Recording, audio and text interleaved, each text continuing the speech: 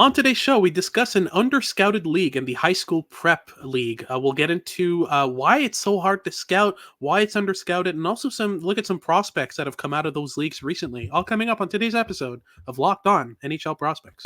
You are Locked On NHL Prospects, part of the Locked On Podcast Network. Your team every day.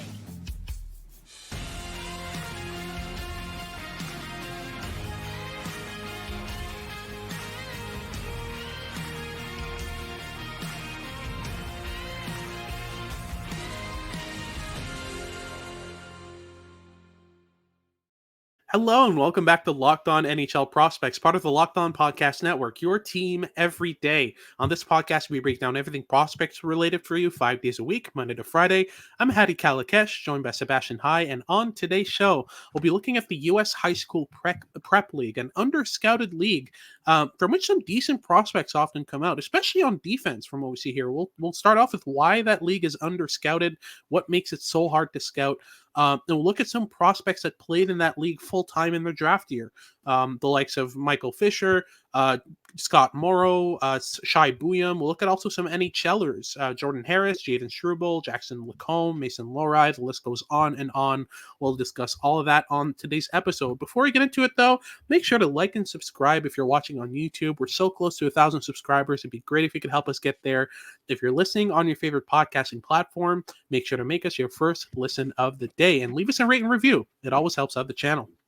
So let's get right into it with the details about the High School Prep League.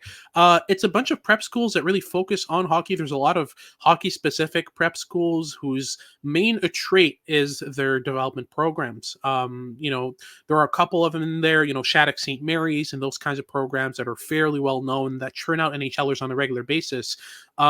But we'll really focus on what happens in the draft year because a lot of prospects go through those leagues but are gone by the time they're 16, 17 and join other teams, whether that's the NTDP, the USHL, other leagues, the CHL, that kind of stuff, or sometimes even make the jump right away to the NCAA.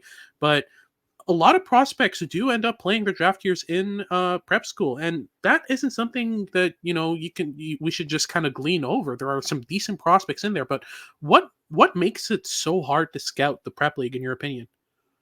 There's one of the biggest divergences in skill in prep hockey in terms of the weakest player on the ice versus the strongest.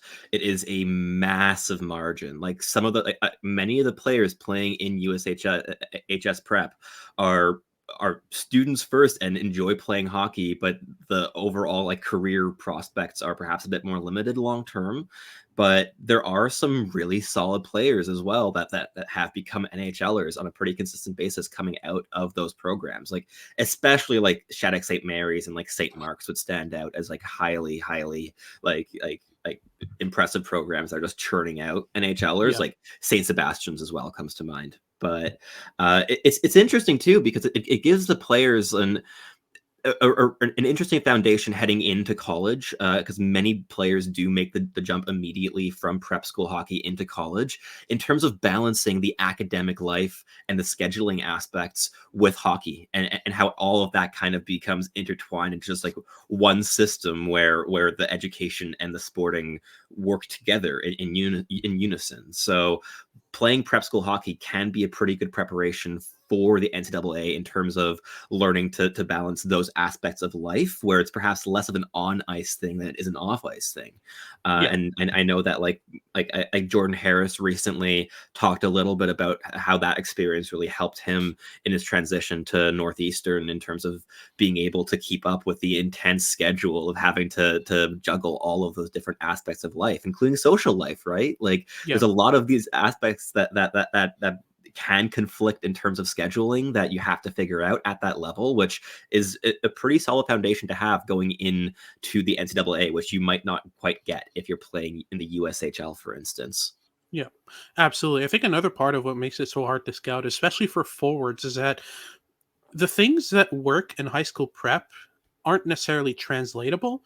No. And the translatable skills that prospects may have don't go rewarded. They don't go punished either, but they aren't more rewarded for having those translatable skills and repeating them through consistent reps.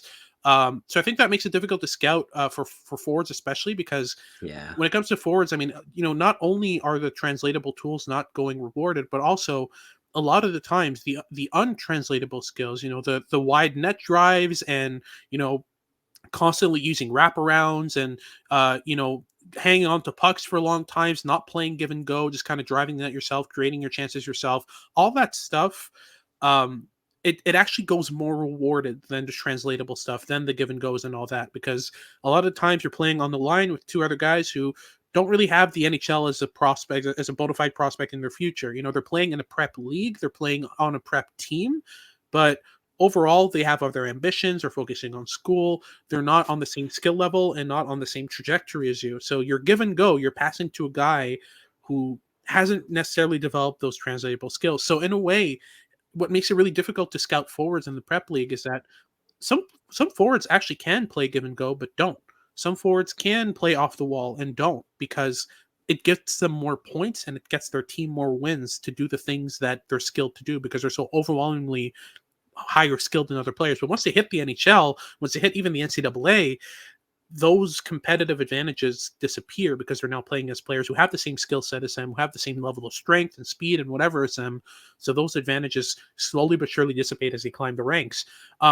But it's also what makes defensemen so interesting to scout for the prep league, and why we have so many defensemen to look at in today's episode, is that the opposite can be said for defensemen. The translatable skills defensively are much more rewarded than the translatable skills for forwards, right? So the ability to defend the rush moving forward, the ability to close gaps with the right timing, that regardless of who you're playing against is going to work out, right? For sure. I definitely think that you hit the nail on the head there with the dichotomy between the projection of forwards and defensemen coming out of this league. Forwards that excel in terms of production are the ones that play the most chaotic styles. It's the Yep. ones that are completely unpredictable and can do whatever they want with their handling skill, and there's a lot of space to work with in USHS hockey. So when you have the handling ability to attack space when it's available to you, you just do. Like, it's not a question of, is there better play to make here? Because the best play to make when there is space at this level is to just attack it head on. Whereas with the defensemen, it's the ones that are able to slow down the pace of play, the ones that are able to gain an element of control. Those are the ones that stand out, and those are the ones that get drafted oftentimes out of the USHS. Like, some of them obviously get drafted based off of like overwhelming offensive skill. I'm thinking of a player like Scott Morrow, who we'll dig into in the next segment, but it's often the ones that are quite intelligent and have specific tools to release pressure that excel. Like Jayden Struble was a very, very good USHS prep defenseman because in a very chaotic environment, he was able to improvise and gain control and retain possession and control the breakout. And I think that playing USHS hockey in his draft year season has actually really helped him develop a very projectable breakout game, because he's had to deal with high end chaos and unpredictability and improvisation in his own end in order to break out the puck with control from a very young age. And that's been serving him so well as an NHL rookie this season already. Absolutely. But that wraps things up for our first segment. Now we'll get into the prospects themselves, where they were drafted, how high and how many points they were getting in their draft year in the prep leagues, and what they've turned into since. We'll start off with some NHL prospects, or players who haven't really played in the NHL yet, including Michael Fischer, Scott Morrow, Shai Buium, and a bunch more, after these messages from our sponsors over at Robinhood. Did you know that even if you have a 401k for retirement, you can also have an IRA? Robinhood has the only IRA that gives you a 3% boost on every dollar that you contribute when you subscribe to Robinhood Gold. But get this, now through April 30th, Robinhood is even boosting every single dollar that you transfer in from other retirement accounts with a 3% match. That's right, no cap on the 3% match. Robinhood Gold gets you the most for your retirement thanks to their IRA with a 3% match. This offer is good through April 30th, so get started at robinhood.com/boost. Subscription fees apply. And now for some legal information. Claim is of Q1 2024, validated by Radius Global Market Research. Investing involves risk, including loss. Limitations apply to IRAs and 401ks. 3% match requires Robinhood Gold for 1 year from the date of the first 3% match. Must keep Robinhood IRA for 5 years. The 3% matching on transfers is subject to specific terms and conditions. Robinhood IRA is available to U.S. customers in good standing, and Robinhood Financial LLC, member SIPC, is a registered broker-dealer.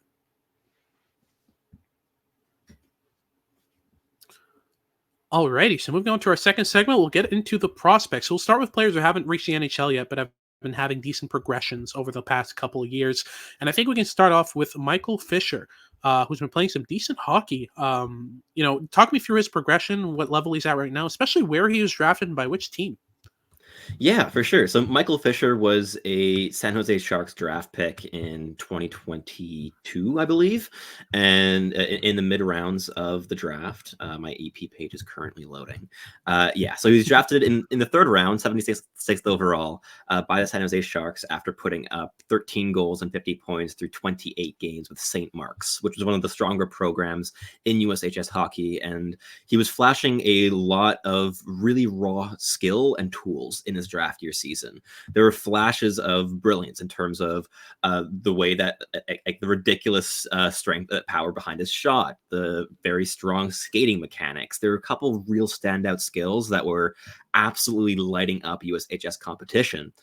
That said, since then, there has been a struggle for him to translate it to the higher levels of hockey. And this is a player who, as we mentioned in the last segment, he would have been an exception to the rule in terms of defensemen that excel in USHS competition. He was one of the high octane offensive players rather than the composed, controlling, defensive focused defenseman.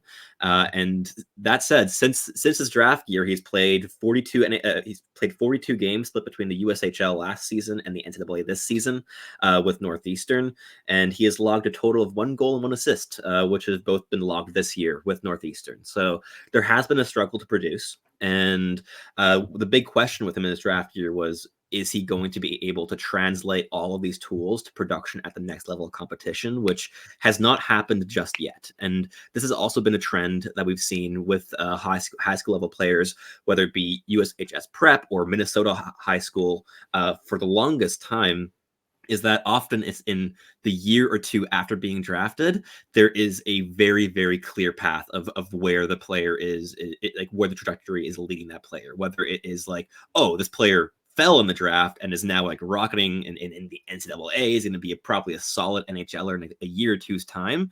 And on the flip side, you have players where it's like, this is not working, right? And it goes to show as well just how erratic scouting is for this level of hockey, and how difficult it can be to zone in on the things that are projectable when you're watching players that are in this system of just raw chaos. Like it's like the MHL on steroids in terms of chaos. It is really, really intense in terms of trying to isolate the things that matter at the end of the day when you're watching this level of hockey.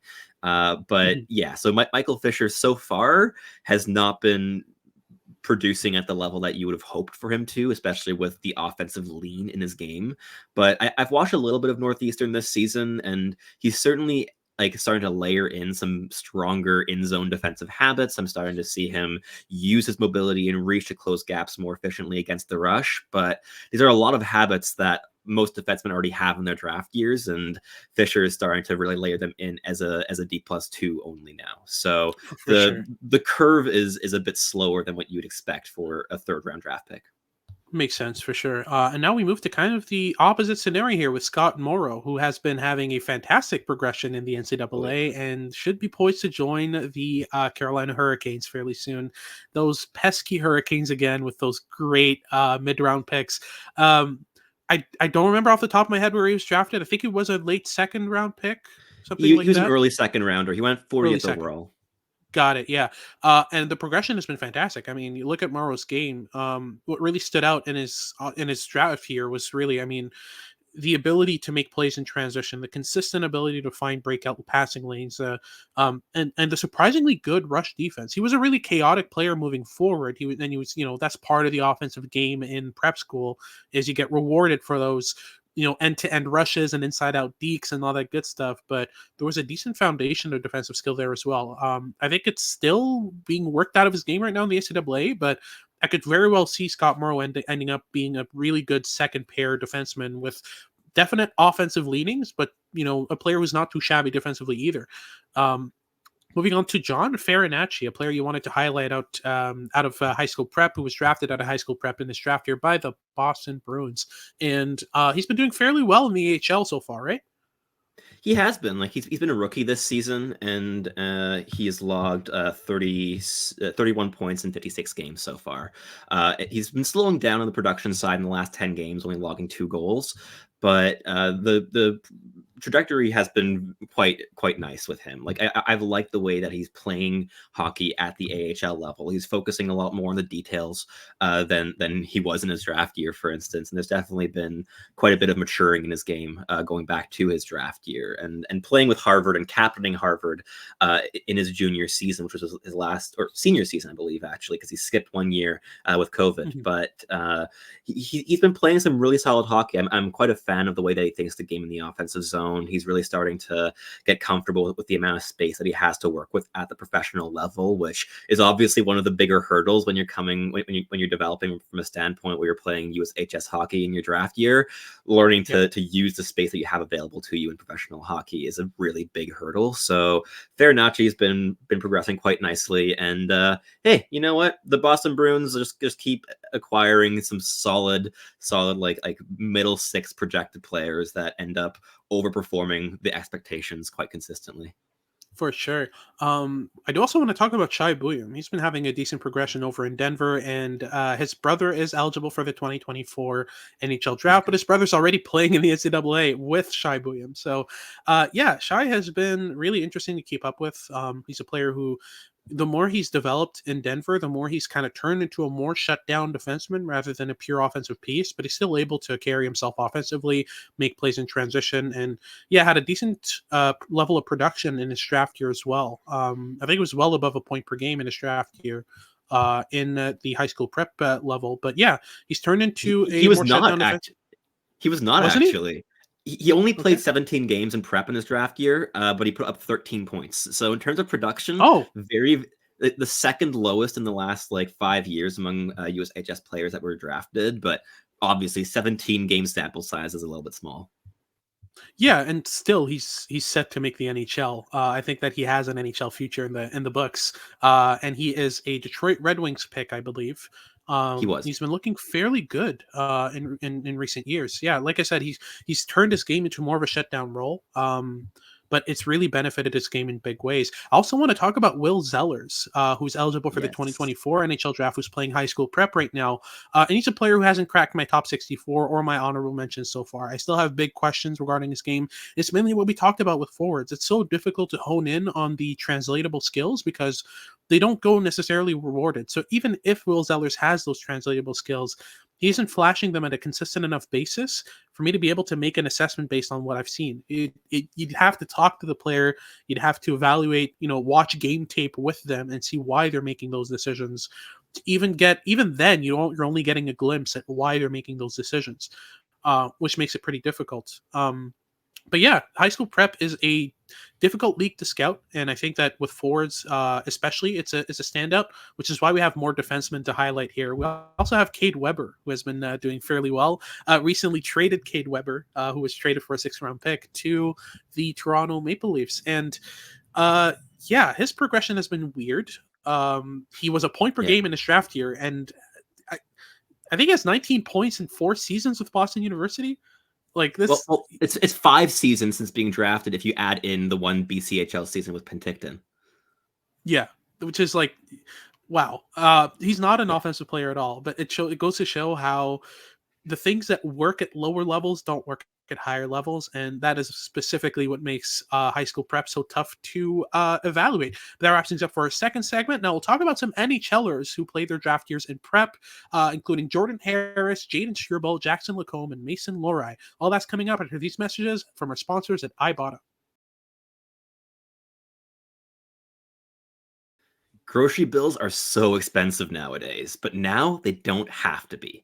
Start getting cash back on your grocery shopping with the free Ibata app and get cash back every single time you shop. Ibata is a free app that gives you the most cash back every single time you shop on hundreds of items, from groceries to beauty supplies to toys. So you can make sure that you're beating inflation no matter what you're purchasing. The average Ibata user earns $256 every single year, which is equivalent to at least one big shopping trip, just to save you that extra little bit of cash. And you can also save on all of your favorite comfort foods if that's what you want to do, whether it be pancake mix or, I don't know, hot chocolate mix, whatever gets you going, you can save on it with Ibata.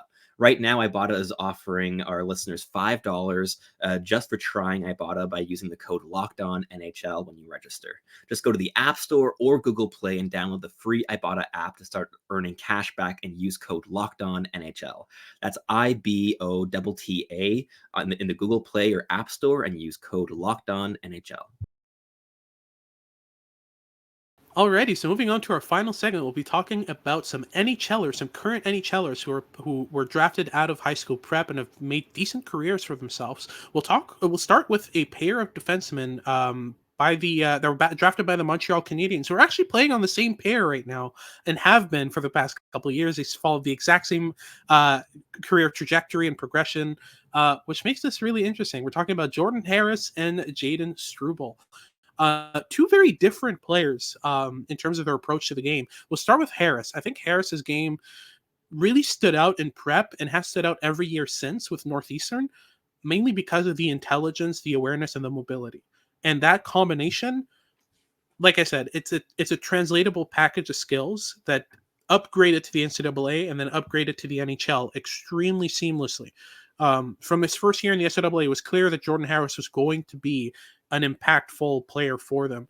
But beyond that, Harris, like you mentioned at the start of the episode, is a player who is extremely academically oriented. He made sure to finish his 4 years in university, did the whole scholarship ride in college up until his final year, and then joined the NHL with the Montreal Canadiens. This is a player who's really focused on the school and hockey balance and has treaded it very well. And I think that part of that is how much time he spent in prep school, juggling that balance, which made it really seamless for him once he hit the NCAA. But what do you think made Harris such an easy, seamless transfer to the NHL so far?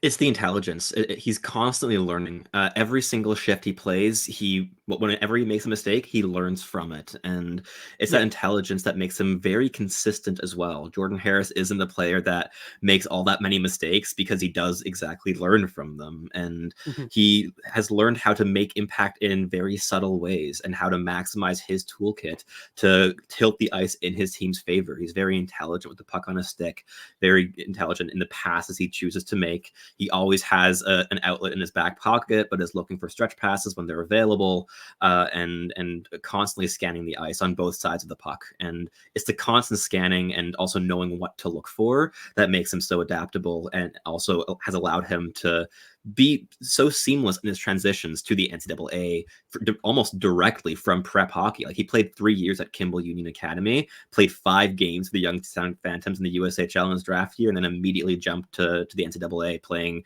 again in a very good conference of NCAA hockey there, and with Northeastern. So he's an awesome player. He hasn't even played a single game in the AHL yet. Like, he made the jump directly from the NCAA to the NHL. And while there are definitely some questions of whether there's space for him on that Montreal Canadiens blue line, I have very little doubt of him being a reliable and consistent number 5 defenseman for a very long time moving forward, whether it's with Montreal or a different NHL organization.